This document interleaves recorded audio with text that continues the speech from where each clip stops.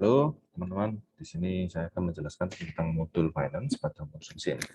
Nah, ketika modul finance dinyalakan pada musim simulator, maka di tampilan awal kalian di dashboard kalian sebagai pemain atau sebagai belajar, maka akan muncul sebuah dashboard bernama finance.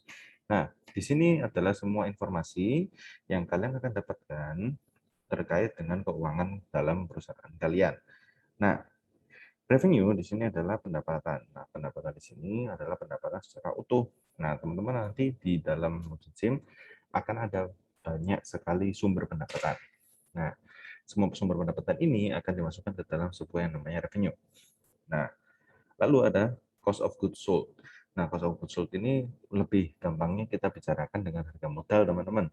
Nah, jadi kalau teman-teman merasa, oh, COGS ini sebenarnya apa sih? Nah, ini teman-teman kan jualan barang nih, gitu di sini. Ceritanya lebih menjual barang sehingga nanti ada harga modal yang harus dikeluarkan, entah itu dari produksi atau itu beli barang jadi untuk dijual kembali.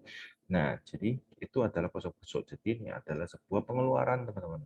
Gitu. Nah, maka dari itu setelah dari revenue dikurangi oleh cost of goods sold, maka akan muncul yang namanya trading profit. Nah, trading profit sendiri ini adalah hasil keuntungan dari penjualan.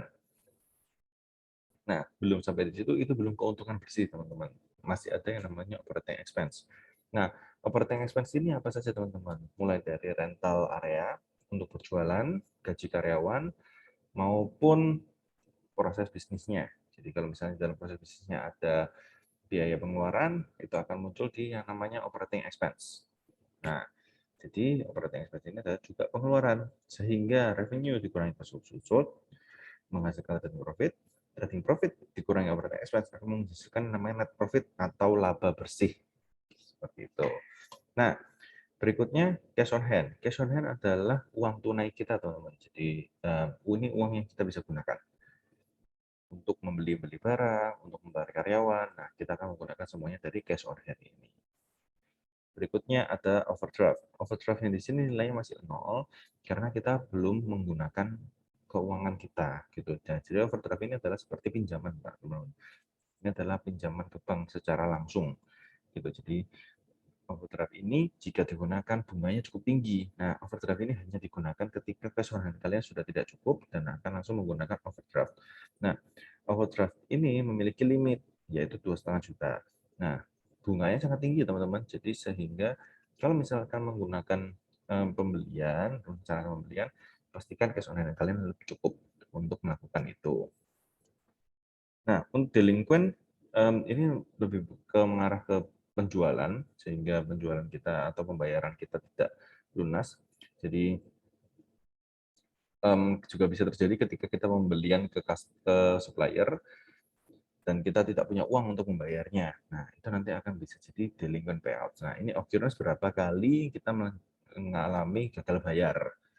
Gitu. Nah, dan terakhir ada average cost, apple juice, orange juice, dan melon juice. Nah, ini contoh produknya, teman-teman. Nah, nanti pada saat simulasi di beberapa tempat mungkin bisa jadi produknya berbeda.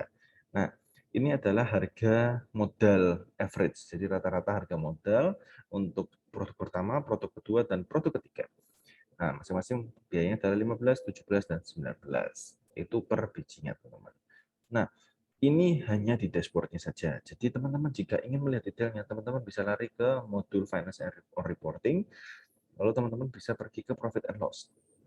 Nah, jadi di Profit and Loss ini teman-teman bisa melihat bahwa ada detail yang lebih jelas. Mulai dari operating expense per harinya, retail sales per harinya, wholesale secara B2B, penjualan dalam bentuk lain, e-commerce, service, dan R&D, angka cost of goods sold-nya, trading profit-nya berapa, detail dari operating expense-nya, lalu ada mungkin ada other income atau loss-nya, dan menghasilkan net profit.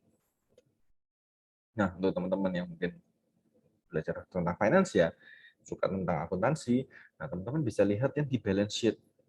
Seperti itu. Jadi di balance sheet, teman-teman bisa lihat ada detail lebih jelasnya lagi. Masing-masing ada assets, lalu current asset, cash on hand, accounts receivable, prepaid, inventory value, total current assets, non-current asset, dan seterusnya.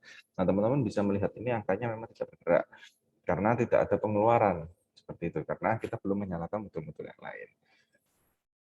Nah, selain itu teman-teman juga bisa melihat cash flow untuk alir uangnya, arus kasnya kita, ada juga trial balance untuk melihat neracanya. Nah, semua ini teman-teman bisa akses di modul Financial Reporting. Itu penjelasan untuk modul Financial Reporting. Terima kasih. Sampai jumpa.